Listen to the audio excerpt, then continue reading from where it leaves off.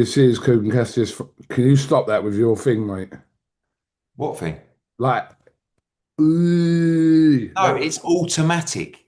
If you had new software, you would know how Zoom works.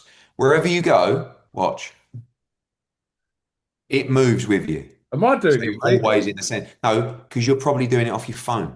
No, I'm on a laptop, mate. Okay. One 10 years old. 10 years old. All right, we can. If you stay still, I think it works. I thought your clip with Frank was a lovely clip that you posted. Yeah, really sad news this morning. I mean, I was going Mm. to talk about it a bit further on, but Frank Hopkins, absolute legend Yeah, in the game, obviously done cuts with Fury and obviously Ryan Garner, but what a guy! Sadly passed away today. yeah. I mean, those kind of people, I've been able to sort of be and see twice during my life. One when I used to go to shows when I was a kid, and then obviously working as a promoter. Um, and a lot of those, Mike Goodall, like those kind of people, they've been around for years and years and years. And Frank Hopkins was just a lovely geezer. I mean, he was just always had a story, always laughing, you know, loved the sport, loved his fighters, and it's a sad day for boxing actually because there's not many people like Frank around in the game anymore. And they're proper old school, good, honest, genuine people. And may he rest in peace. Absolutely.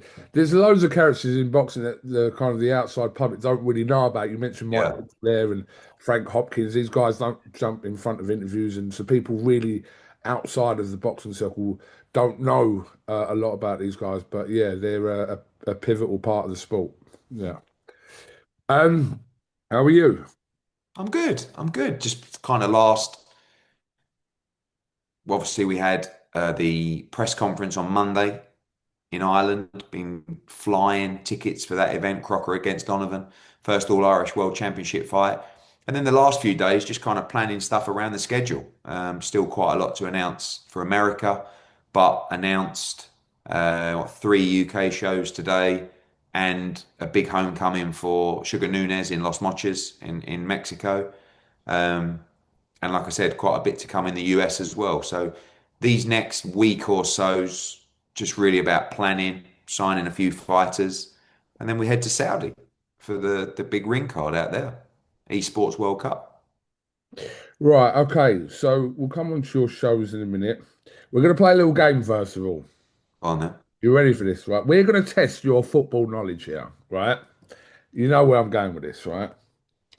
So we're going to ask you some questions and we're going to see actually what you know about football, right? Don't ask me about players, whatever. I'm just going to come on, take a punt here, right? Some of them really easy, right? 6 questions, be very quick. Okay. What year did England win the World Cup? 1966. Okay, all right. Which player scored a hat trick in that game? Bobby Moore. He was the captain of England. Who scored a hat Sorry, trick? not Bobby Moore. Jeff Hurst. Sorry, what am I talking Right, okay, about? Jeff, Sorry, that's sorry, fine. We'll give sorry. you that one. Oh, mate, to be honest with you, I'm really busy with like interviews. I'm like my Hold mind's on, not really on it. But go on, hold yeah. on. Who won the Champions League last year? Last year, Well, yeah, the last Champions League. PSG, Correct. Who are the current Premier League champions in England? Liverpool. Okay. Can we stop there? Leave it because No, hold I on. don't want my credit. Hold on. There's two more. Who is who has the most amount of goals in English football? Harry Kane. Nope. It, in all time, Yeah, all time. Greatest ever goal scorer. over a season. No, I was just in general. Go on, go on. Alan Shearer, mate. You should have known that. Right. Oh, fucking mate. I mean, you're referring to me and AJ's new football agency, right? With all due Oh, but respect to hang Alan on. Shearer, This is the last one. just getting Google at you. No, put Leighton Orient were formed Yeah, in 1881, right? What was their original name? Clapton Orient. Glyn Cricket Club. Oh, what? Come on. They were Clapton Orient, though.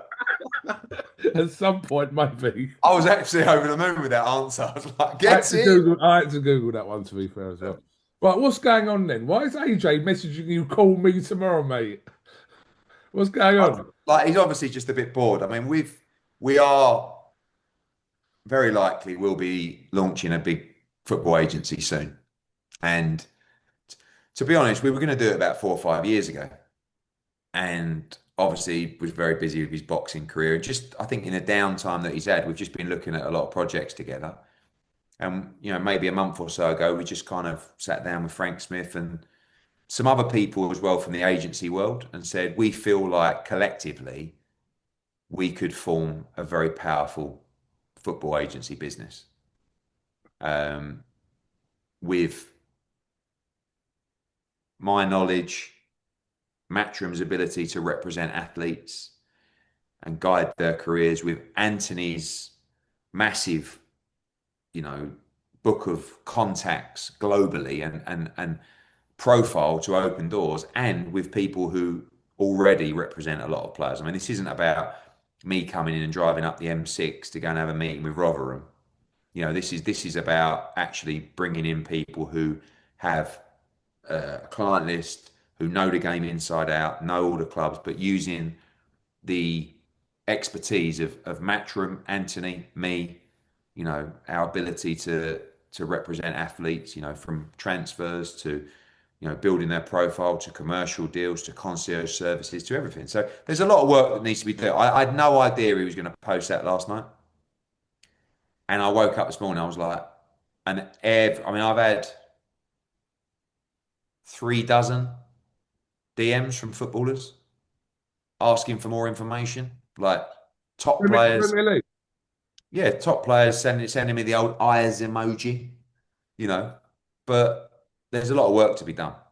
And I didn't expect him to do that. And I just had the Daily Mail on asking. I've done a big football column for him now. I asked, talking about, yeah, tell us more about the future and the plans. I'm like, honestly, we've got a lot of work to do. This is, AJ's post. Normally it's me opening my mouth. It was quite nice that it was AJ for once, because normally I'll get the blame. Random question. Have Mm. you ever managed a boxer? Uh, no, because I don't have a manager's license. Um, but when you talk about managing and like for me, I believe, and that's why the Muhammad Ali Act is in place at the moment anyway. You're not allowed to manage and promote a fighter legally in America. And I think that should be the same in the UK as well. And go on.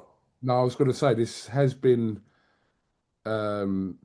happened, isn't it? In kind of in this country in Ireland, Yeah, where no, in UK you can manage and promote fighters. I think now it doesn't really happen anymore because obviously a promoter's job is to get the right price of the talent for the show, and the manager's job is to get the best deal for the fighter. So what you're going to do, have a conversation with yourself. Oh, hello, I'm the manager for this fighter. Oh, hello, I'm the promoter. Yeah, I think he should get 100 grand, or I think he should get 150. Come on, mate, 100 looks better, much better for the show. Oh yeah, go on then. It's just like, what's the point of that? And that's why things like the Muhammad Ali Act are there to protect the fighter. So, but when you look at the job that we do, promotion, like if you look at AJ, yeah, we haven't always done all these commercial deals, done a lot of them, but we've guided his career. And that's the key, is being able to guide the career of an athlete. And that's what we feel we can do very well in the space. So we'll have to see. There's a long way to go, but I think we can do very well. have you But thought I of only want to go in yeah, if we're going to be at the highest level with top players. So if we can do that, we shall. like your Ronaldos and Messis and them kind Yeah, I mean, they would probably be the first two signings. of. It's funny. I think it's very interesting move for you to go into that. I think you could. Do you know what? You talk that much bollocks, you could go into any sport and do Thanks, mate. Thanks. I really appreciate, the respect you have for me. So that's nice. There's a Yeah. compliment in there somewhere. But again, like AJ's got time on his hands at the moment until he goes back in camp. And, you know, when he goes back into camp, he's not going to want to get on an hour Zoom talking about, you know, a move for X to Saudi and, etc. So we shall see. Okay. Right, let's run through your upcoming schedule, which you would have announced by the time this goes out. Is that all right? Yeah. Okay. So let's start with September the 6th. Yeah, double header, Yep. September 6th. Kind of like, I'm not moving away from next gen, but a lot of these fighters that are kind of the smaller shows now, I want these guys to start becoming headlines in their own right. So, for instance, Pat McCormack, right, against Parrott, that's a good step up for him. I need Pat McCormack after this fight to be headlining in against either massive domestic fights or world class named fighters. So, although it is a next gen in Sunderland, you've got obviously Pat McCormack headlining, Mark Dickinson against Troy Williamson, which is a great fight for the Northeast. Cameron Vong on the card, Leo Atang again, Tia Ayton, loads more, Adam Maka. So a good fight for our young fighters. And then a very special night in Los Mochis in Mexico, which is the hometown of Sugar Nunes, who is now the IBF world champion. I think the best fighter right now in the division.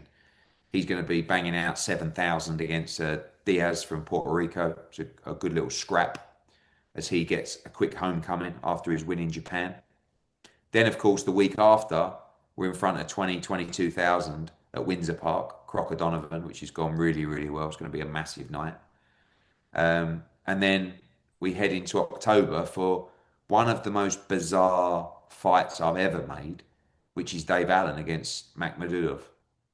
Um, I just still can't get my head round why we're doing it. And I texted him 2 nights ago. I said, this is either the worst decision. And I have to say we, because this is Dave's call, right? But I still allowed him to do it. Or the greatest stroke of genius you've ever seen. Because if you win this fight, Dave, you will be fighting most likely for 7 figures against Parker, Wilder, Moses, I don't know, Dubois. But this is it.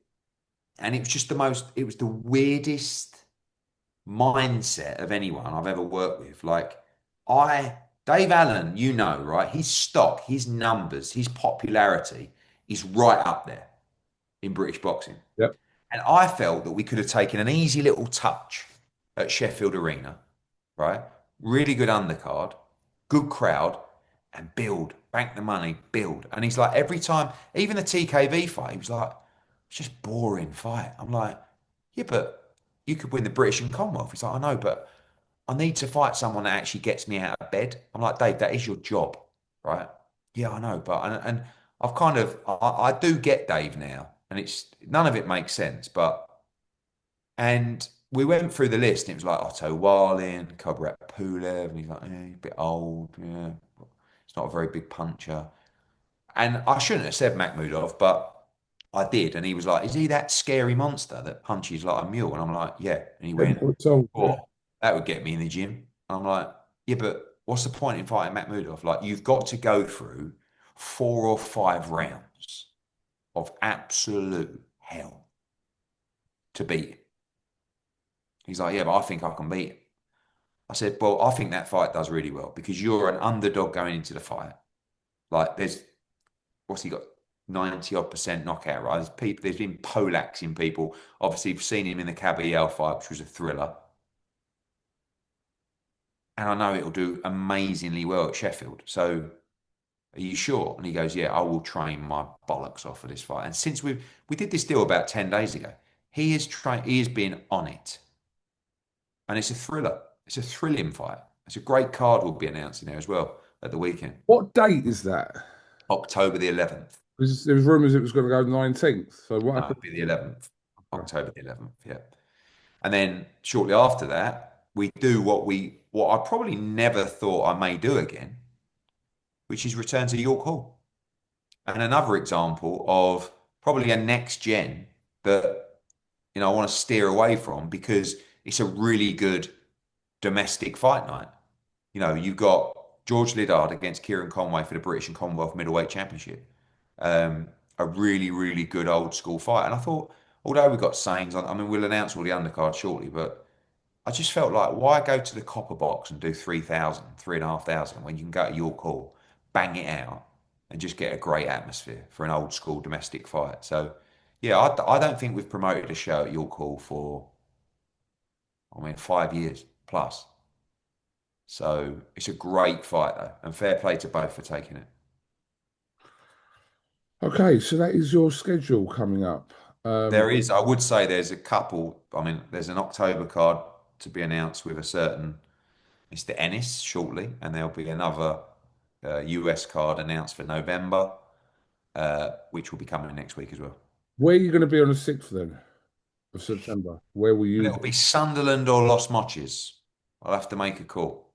I do like being there for the young talent, but to see that town come out for the best super featherweight in the world, possibly Los Mochis. I We shall see. don't think anyone will blame you. And that's no disrespect to Sunderland. That's your first show in Not even Sunderland. that. It's just that's, for me, Nunes is a star of the sport.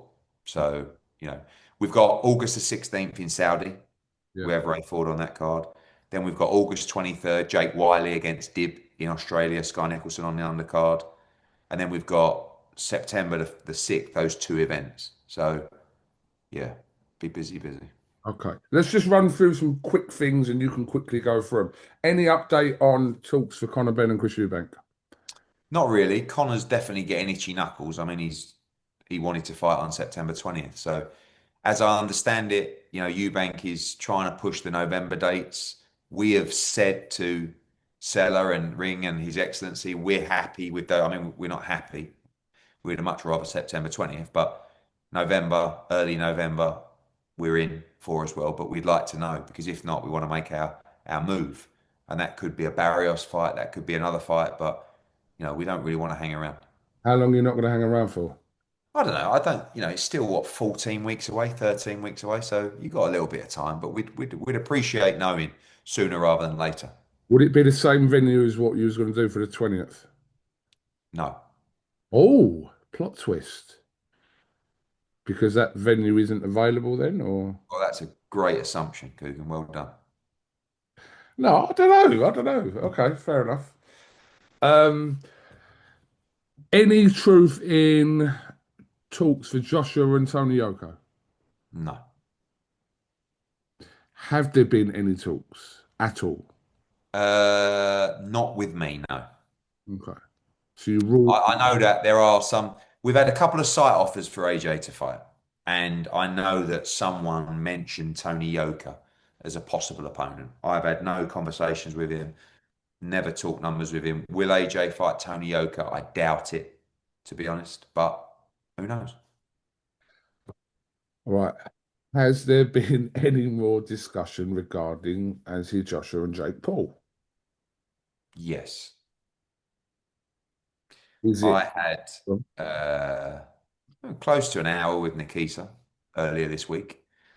You know, obviously we've had our differences with MVP. I think at the moment, touch wood, we're getting on pretty well, and that's firstly quite pleasant and quite enjoyable and nice. And secondly, it opens the door to be able to do business together. We kind of went through the contractual points, and there aren't really any major barriers to make this fight.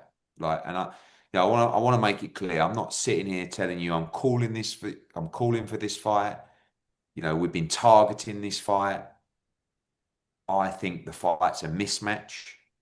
I think AJ destroys him. But if Jake Paul wants this fight and he's serious, the fight will happen. Where? But Oh, God. no, but I mean that's it. I think Nikita. This really comes down to Jake. His belief stroke delusion of he truly believes he can beat AJ. Truly, and I truly believe he believes that. And I said to Nikita, I think this is dangerous, and I think Nikita also knows it. I mean, boxing's dangerous, but this is dangerous.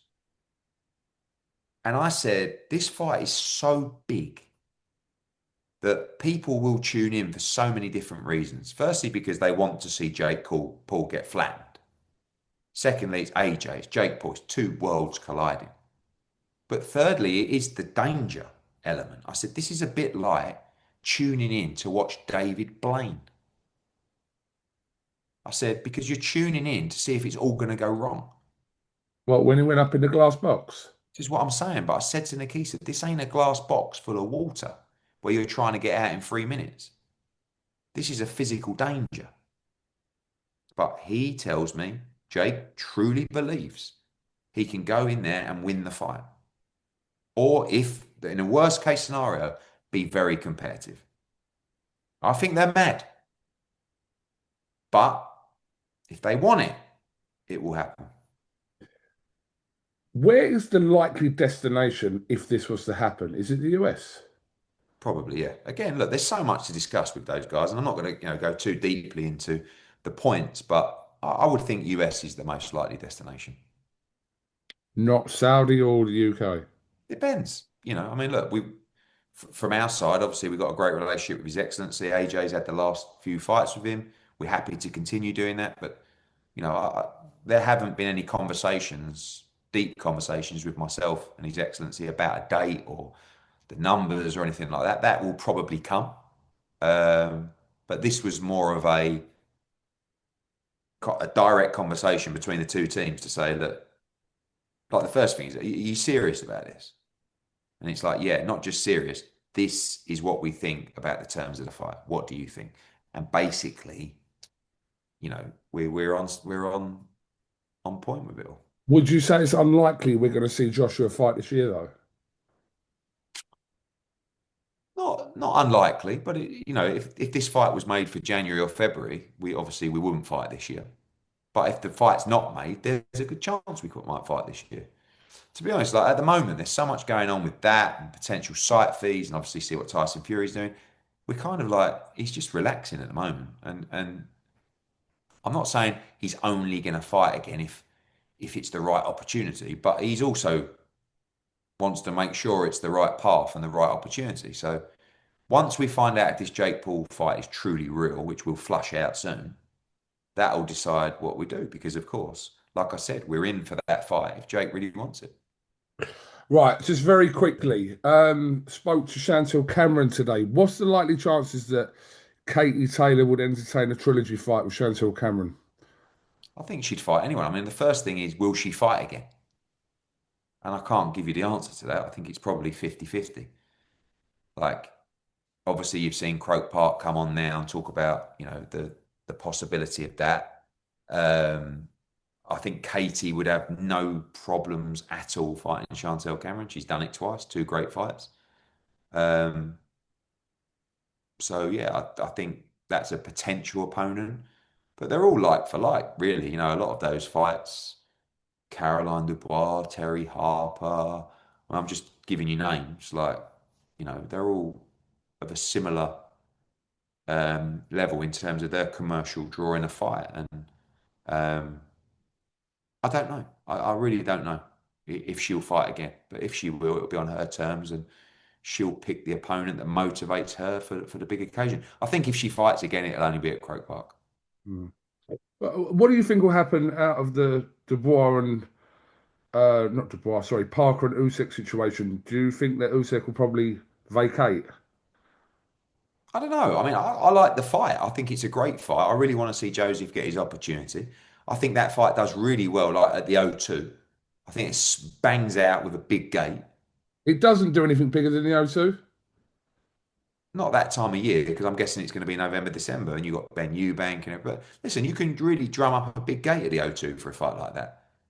So, for me, I think it does a solid pay-per-view. I think it does a good gate. It's a good fight.